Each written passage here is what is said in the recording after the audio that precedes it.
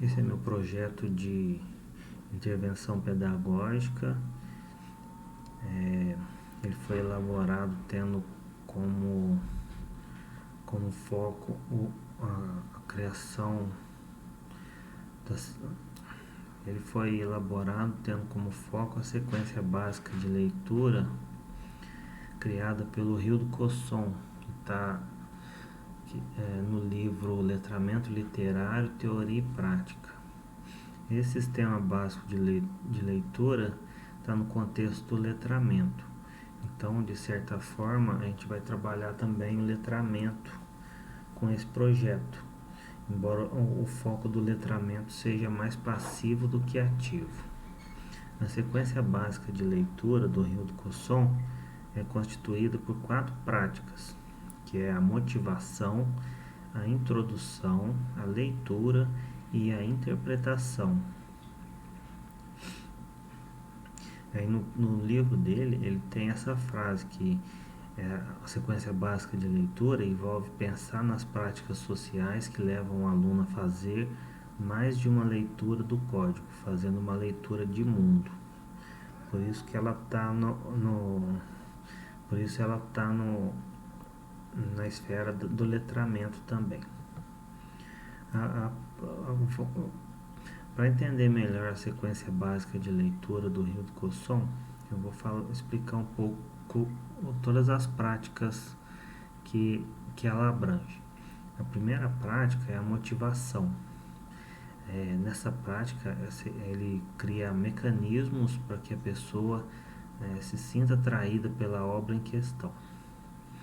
Então, ele vai estimular de alguma forma. Nesse ponto aqui, a motivação, o aluno ou a aluna ele não tem noção de que vai fazer a leitura de um livro. Ele vai usar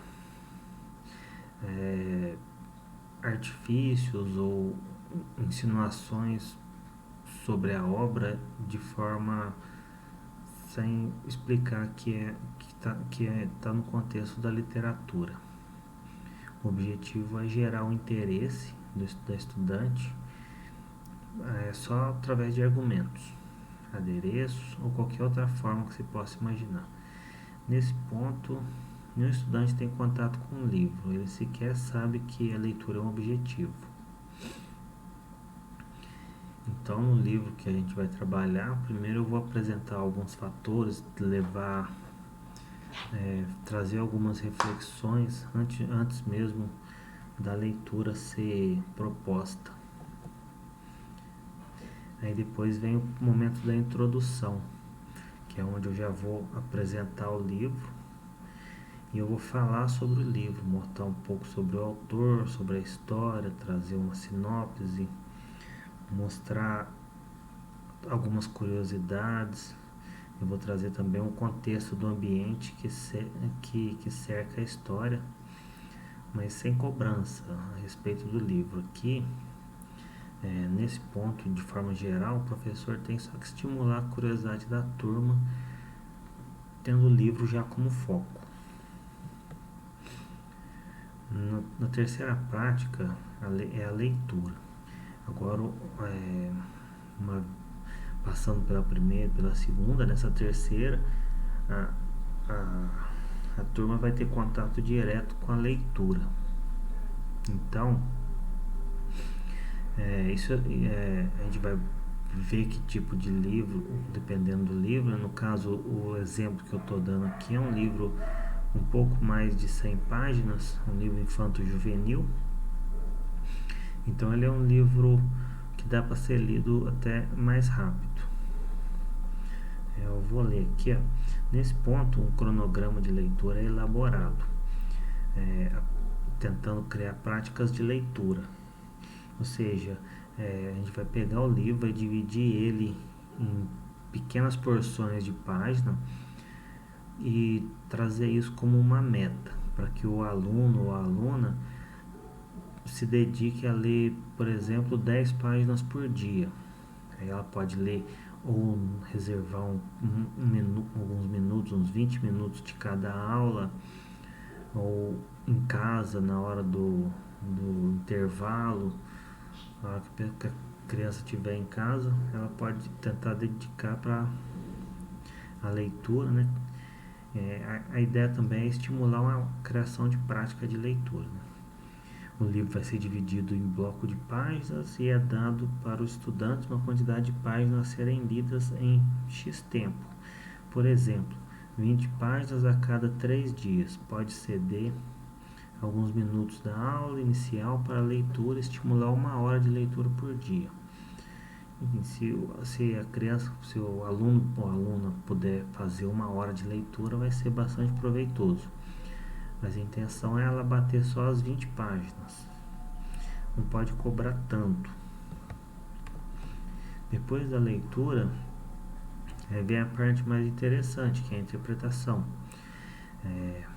A parte da interpretação envolve tudo aquilo que os leitores absorveram da obra.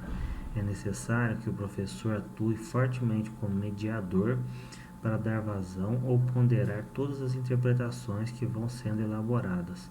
Muitas interpretações são possíveis, mas nem todas.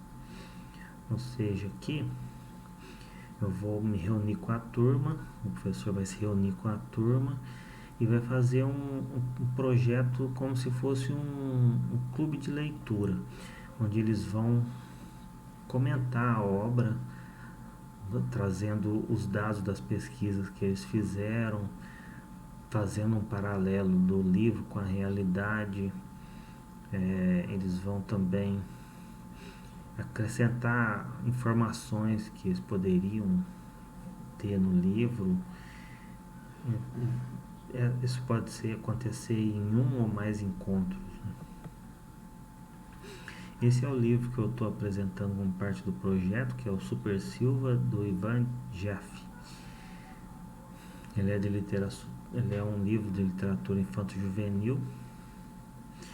Ele traz muitas questões interessantes. Eu vou começar levantando questões muito simples sobre a cultura dos super-heróis que nos cerca atualmente. Esse livro Super Silva ele traz ele traz um super-herói inserido num contexto urbano do Rio de Janeiro. Então ele é bem curioso nesse sentido, né? Como funcionaria um super-herói na nossa cidade. E também trazer uma reflexão, por que não temos heróis brasileiros e como seria esse herói? O livro traz um pouco disso. Também vou pedir que pesquisem dados sobre violência urbana e com recorte de raça, já que o livro ele tem como protagonista um super-herói negro.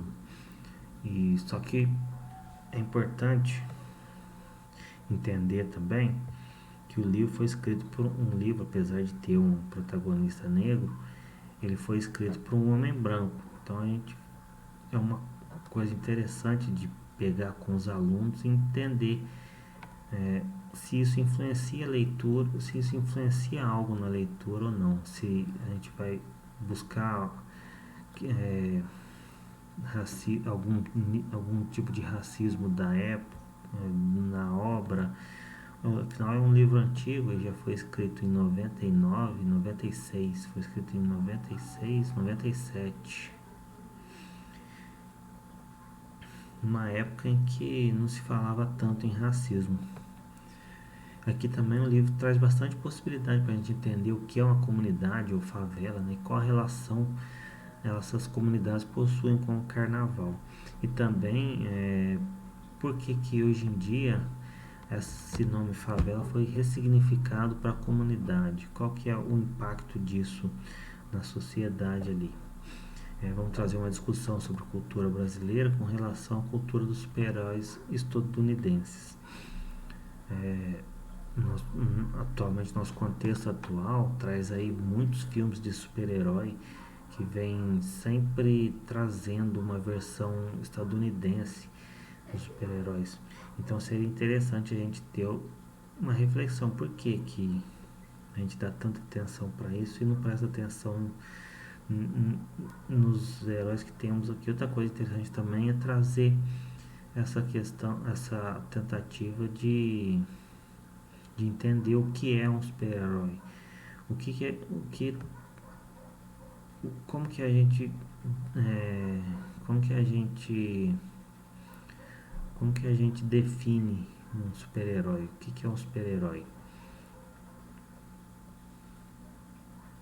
A gente vai fazer um paralelo disso na ficção e no mundo real. O super-herói na ficção e o super-herói no mundo real. Entre vários outros projetos, vários outros fatores, esse projeto vai cobrar bastante reflexão, discussão, produção de texto, pesquisa sobre dados de violência urbana, além de muitos exercícios de imaginação. É um projeto que está preparado para ser um pouco longo, ele vai ocupar é, algumas aulas, né? Isso vai depender do ritmo da turma, mas algo em torno de 2, 3 aulas de preparação, talvez uma aula para cada